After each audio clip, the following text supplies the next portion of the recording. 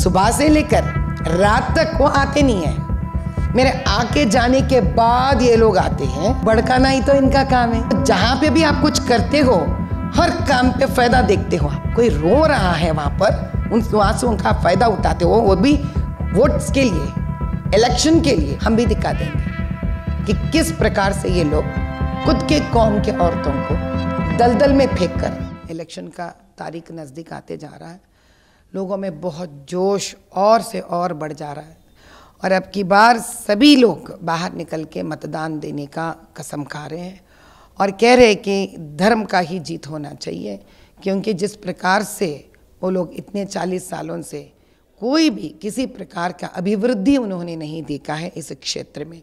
बहुत ही मायूसीपन उनके अंदर छा गई थी।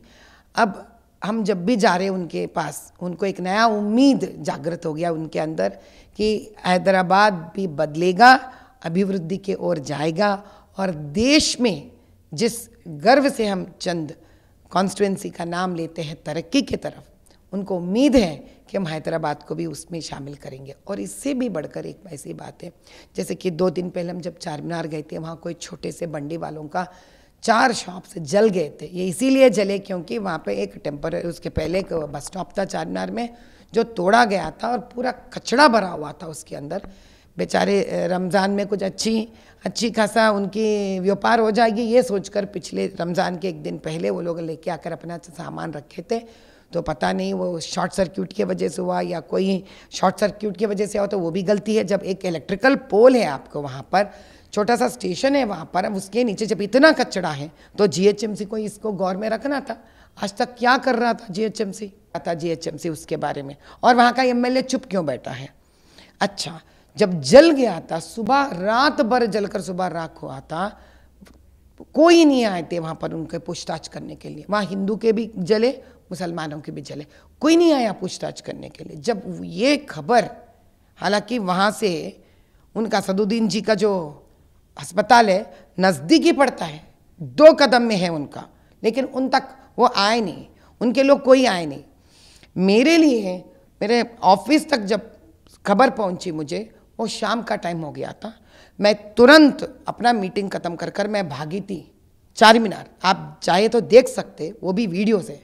मैं जाकर उनको पता लगाकर, असली बात जानकर, मैं उन लोगों के नंबर लेकर मैं अपने ही खाते से उनको जो मैं पैसा ट्रांसफ़र करी थी, तो इतने में निकली 10 मिनट में तब आते हैं ये एम के पूरे सारे हीरोज़ वहाँ पर, ये बताने के लिए कि तब तक सुबह से लेकर रात तक वो आते नहीं हैं। मेरे आके जाने के बाद ये लोग आते हैं और पूछताछ इस प्रकार से करते हैं कि क्या है, वो लोग आए, वो लोग गए, तो इनका क्या काम है? भड़काना ही तो इनका काम है। जब हम गए, हमने ये सवाल नहीं पूछा किसी से, हमने प्रेस को अपने साथ लेके नहीं गए, हम 10 लोगों को जो पैसे दिए हम वो भी किसी को पब्लिसिटी नहीं करें। हम आप लोगों के मदद करने जा रहे या उनके तकलीफ का फ़ायदा उठाने जा रहे? आप ये तो सरासर फ़ायदा उठाना हो गया ना। तो जहाँ पे भी आप कुछ करते हो, हर काम पे फ़ायदा देखते हो आप। ये बात तो हमको जानना पड़ेगी आपसे कि आप बिना मतलब के कुछ नहीं करते हो। कोई रो रहा है वहाँ पर, उन आंसुओं का फ़ायदा उठाते हो, वो भी वोट्स के लिए, इलेक्शन के लिए। वो भी तब तक नहीं आते हो आप जब तक मैं जाती हूँ वहाँ पर।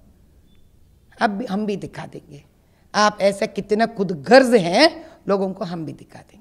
क्या असदुद्दीन जी कभी सुने मुझे औरतों से कहते हुए कि बुर्का मत पहनिए? क्या असदुद्दीन जी कभी सुने मेरे मुंह से कहते हुए आपको पढ़ाई मत करिए?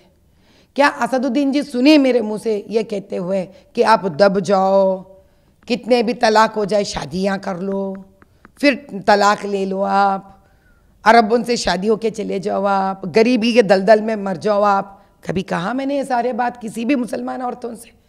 हम जो मुसलमान पसमानदा औरतों के पास जाते हैं उनसे ये बात कहते हैं कि आप ये रेशन ले लो, ये मेडिकल कैंप्स कर रहे हैं, आप मेडिसिन ले लो, आप पढ़ो लिखो, अच्छे हो जाओ, तरक्की करो।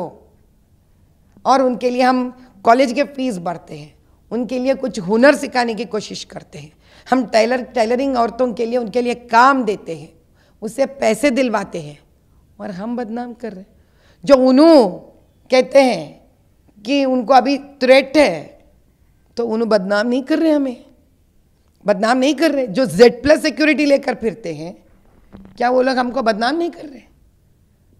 जो चाहिए अपने लिए बात करना आदत हो गया उनको, निकलेगा नहीं है आदत। तभी हम भी दिखा देंगे कि किस प्रकार से ये लोग खुद के कौम के औरतों को दलदल में फेंक कर। अरे भाई, मैं बार बार यही पूछती हूँ कि एक औरत जब जन्म लेती है, मरने तक क्या किसी को पता नहीं चलना चाहिए? ऐसा भी कोई इंसान जी है, ऐसा भी कोई इंसान थी, इतनी तरक्की की है, पढ़ी लिखी है। अरे हमारे सामने सानिया मिर्ज़ा जी हैं, शबनाज़ आज़मी है, इतने सारे बड़े बड़े लोग हैं जो तरक्की कर कर आगे निकल गए हैं। तो आपका मतलब ये लोग सही नहीं थे? हमने कभी भी किसी भी औरत को ये नहीं कहा है कि आप बुर्का मत पहनो, लेकिन हमने ये कहा है, हाँ, अपना वजूद बनाओ, तरक्की करो। आप भी हमारे जैसे इस भारत देश की बेटी हो, और आपको किसी प्रकार का भी कोई से आपको किसी प्रकार का भी नष्ट ना आना चाहिए, और आपके ऊपर जाति नहीं होना चाहिए, जुल्म नहीं होना चाहिए। उसके प्रति आपको आवाज़ उठाना आपका हक है। हम लोगों का उनका हक सिखाते हैं, उनका मज़हब के बारे में कुछ बात नहीं करते।